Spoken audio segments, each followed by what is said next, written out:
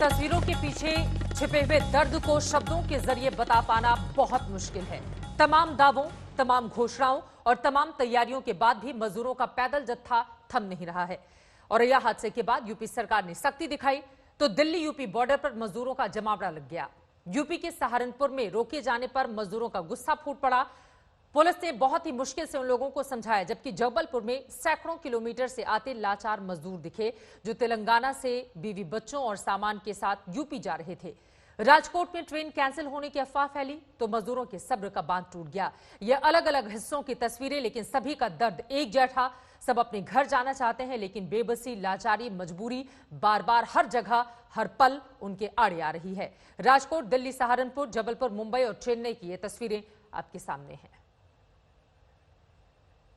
राजकोट में घर वापसी के लिए परेशान यूपी बिहार के तकरीबन 500 मजदूर सड़कों पर उतर आए और जमकर हंगामा कर दिया।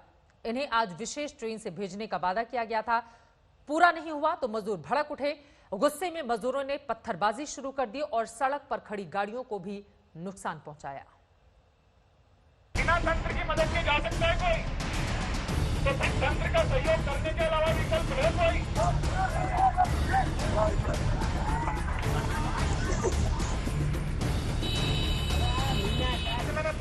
समझाइश का वक्त अब खत्म हो गया, क्योंकि सब्र का बांध टूट चुका है।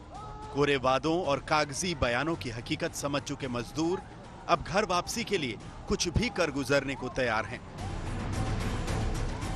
राजकोट में यही हो रहा है। यूपी और बिहार के करीब 500 मजदूर लॉकडाउन में फंसकर कई दिनों से घर वापसी के लिए सरकारी फाइलों के बीच पिस रहे थे। बात जब फाइलों से आगे नहीं बढ़ी तो इनका गुस्सा फूट पड़ा। सड़क पर उतरे मजदूरों ने हंगामा मचा दिया। हाईवे पर जो भी मिला वो इनके गुस्से का शिकार बन गया।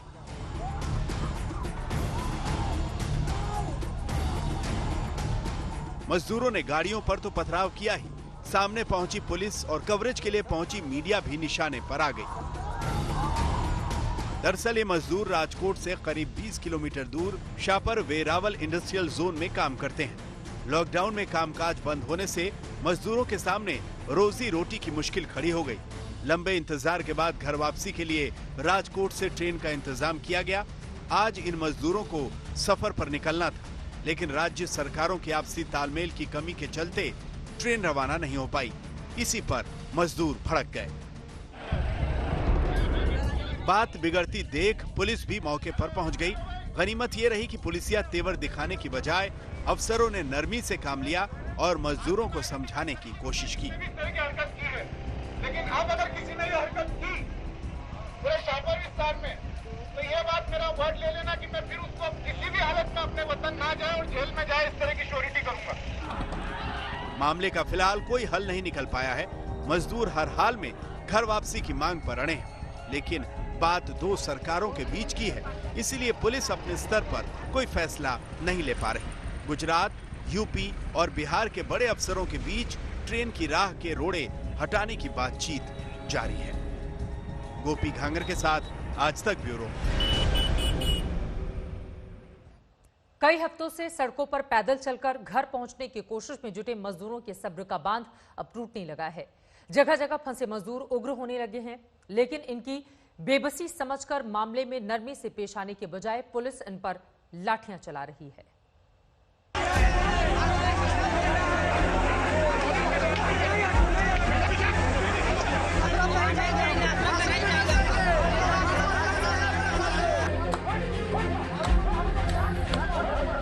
लॉकडाउन के तीसरे चरण का आखिरी दिन भी वैसे ही शुरू हुआ जैसे करीब करीब हर दिन हुआ।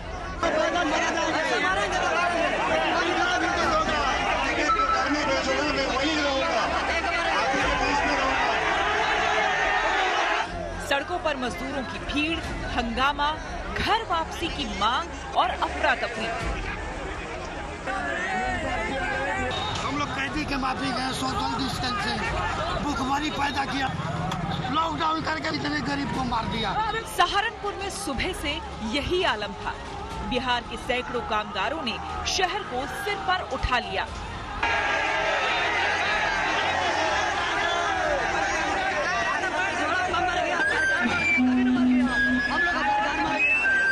हम लोग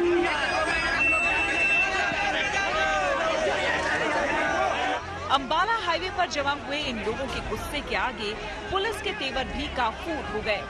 हाथों में लाठी डंडे लेकर मजदूरों ने हाईवे पर हंगामा मचा दिया। इस दौरान हाईवे से जो गाड़ियां गुजरी वो भी मजदूरों के गुस्से का शिकार बन गई।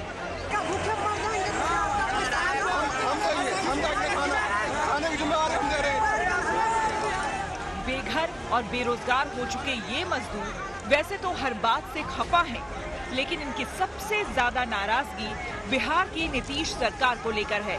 इन्हें लग रहा है कि नीतीश सरकार इन्हें घर बुलाने के लिए वैसा कुछ नहीं कर रही जैसे बाकी राज्यों की सरकारें कर रही हैं। ये सभी मजदूर खुद से बिहार लौटने के लिए निकले थे, लेकिन सहारनपुर प्रशासन ने इन्हें रोककर शहर से अलग बने एक शेल्टर होम में ठहरा दिया था। उम्मीद ये थी कि यहाँ से इनकी घर वापसी के लिए ट्रेन या बस का इंतजाम होगा, लेकिन जब ऐसा कुछ नहीं हुआ तो मजदूर सड़कों पर उतर आए। हंगामा देखकर भारी पुलिस बल तैनात कर दिया गया। मजदूरों को समझाने बुझाने की भी कोशिश हुई, लेकिन मजदूर कुछ भी सुनने को तैयार नहीं थे।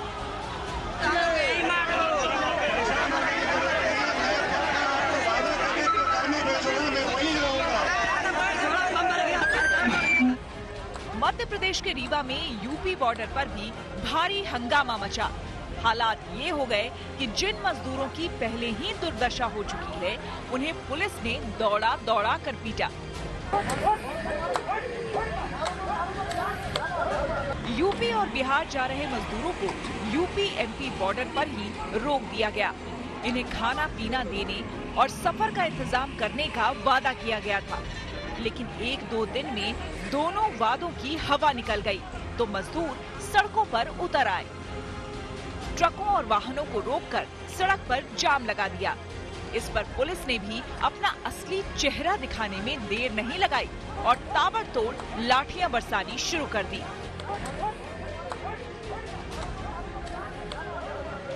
हरियाणा के यमुनानगर में भी पहले ही किस्मत और व्यवस्था के मारे मजदूरों पर पुलिस की लाठियां बरस पड़ी। पंजाब और चंडीगढ़ पहुंचे मजदूरों को आगे बढ़ने से रोक दिया गया तो हंगामा शुरू हो गया। जवाब में पुलिस ने लाठी घुमाई तो मजदूर जान बचाने को भागते नजर आए। सड़क और खेत सब एक हो गई। हर जगह मजदूरों का सामान बिखर गया। किसी की चप्पल टूटी तो किसी की हड्डी। सिर्फ सफर में ही नहीं, मंजिल तक पहुंचने के बाद भी मुश्किलें मजदूरों का पीछा नहीं छोड़ रही।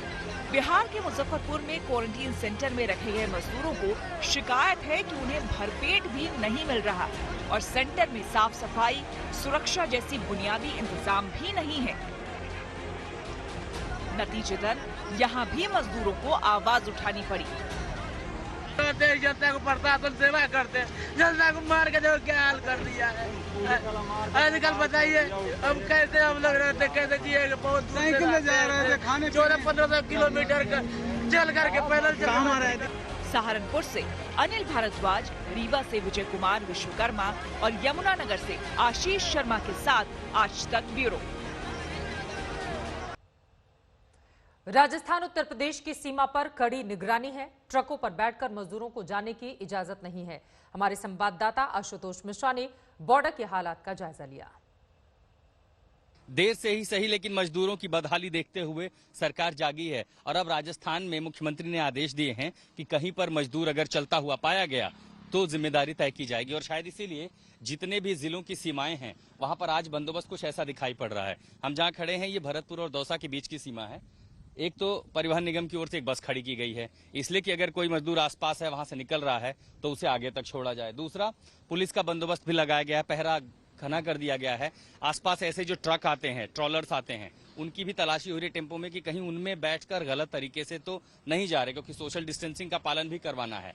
लेकिन उसके बीच में दूसरी तस्वीर दिखाई पड़ती है मदद की, वो ये है कि कैसे राजस्थान में तमाम नेशनल हाईवे के आसपास जिसकी जो कैपेसिटी है, जो क्षमता है, उन्हीं क्षमता के साथ वो मदद करने के लिए आगे आ चुका है। तो यहाँ पर जो गांव वाले हैं पानी की बोतल लेकर के आ गए हैं। दूसरा, कई जगहों पर ऐसे स्टॉल लगाए गए हैं और उनके जो वॉलंटियर्स हैं, अब खाने में यहाँ फल रखा है, सब्जियां हैं, पूरा खाना है, बिस्किट पैकेट हैं, ये तमाम सारी चीजें लेकर के वो हाईवे पर खड़े हैं। और जहां से आसपास के जिलों से या दूसरे शहरों से जैसे ही बसें आती हैं मजदूरों को लेकर के, वो अपनी क्षमता के हिसाब से मदद करते हैं।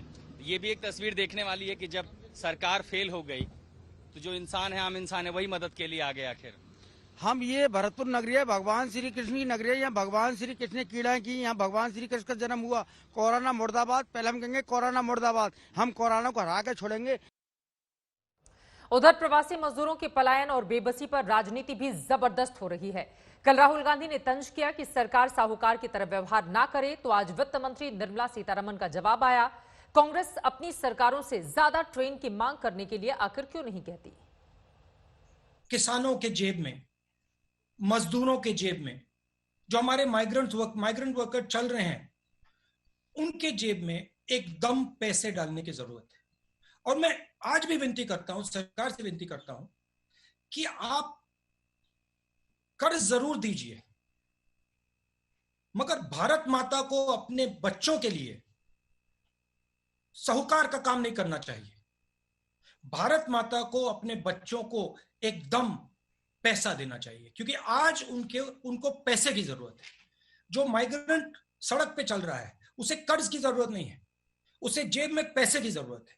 जो किसान तड़फ रहा है उसको कर्ज की जरूरत नहीं है, उसे पैसे की जरूरत है, और पैसे की कोई कमी नहीं है। दुख के साथ कह रही हूं इस बात को, आराम से बोल सकते हैं। उनके अपने स्टेट्स को क्यों नहीं बोलता है कांग्रेस पार्टी? और ट्रेन लो, और ट्रेन मंगवाओ सेंट्रल गवर्नमेंट से, उनमें उन माइग्रेंट्स को बिठाओ ना कि क्योंकि कांग्रेस पार्टी बोलते हैं ये ड्रामाबाज हर दिन। मैं अभी उन्हीं के शब्दों को उपयोग करना चाहती हूं। ड्रामाबाज है।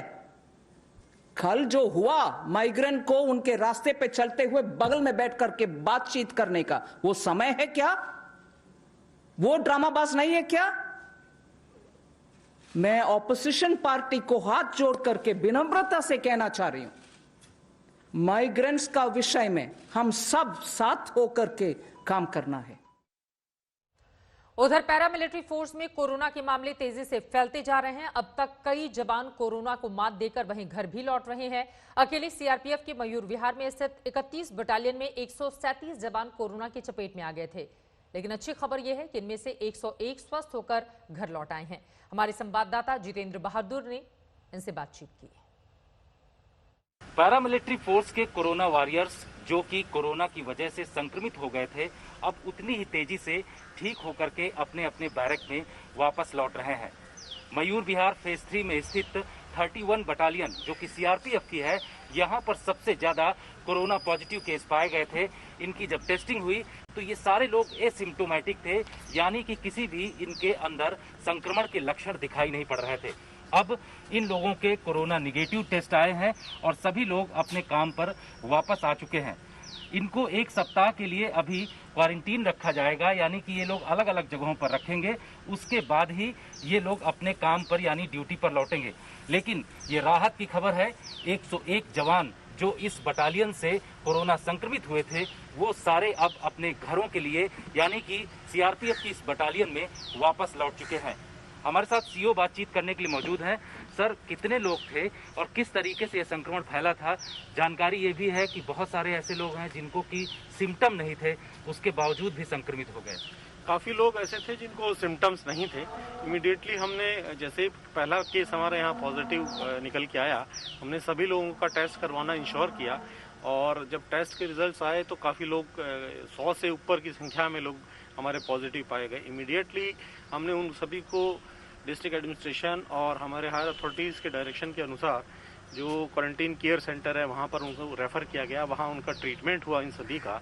और जैसा कि आप देख ही रहे हैं कि आज 101 कुल कार्मिक हमारे वापस लौट चुके हैं।